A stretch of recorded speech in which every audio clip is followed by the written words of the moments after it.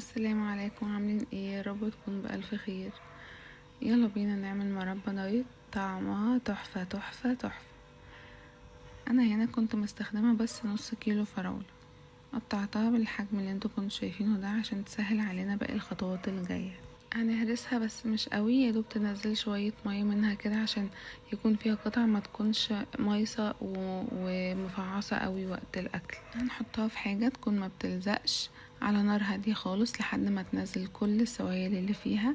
اول ما تغلي هنضيف عليها ليمونة واحدة بس ما تكونش حجمها كبير، هنعصره عليها. هنقلبهم مع بعض ونسيبها تغلي على نار هادية 3 دقايق بالظبط.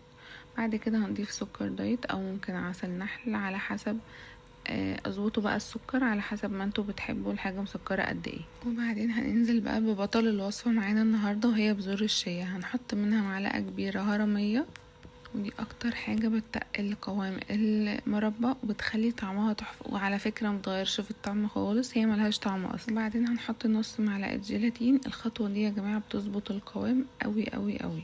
بعدين هنسيبهم مع بعض كده يغلوا من 3 ل5 دقايق، وكل ده طبعا على نار هادية، ونطفي عليهم ونسيبها تبرد وندخلها التلاجة.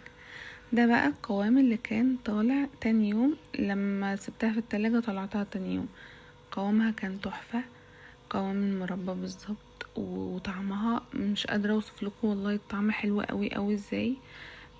حلوة جدا جدا بجد، طعمها حلو والولاد عندي حبوها قوي، هما اصلا ما بيحبوش المربى. طعمها جميل ولذيذ ومختلف وصحية قوي، نقدر ناكل منها براحتنا، هتعجبكم جدا.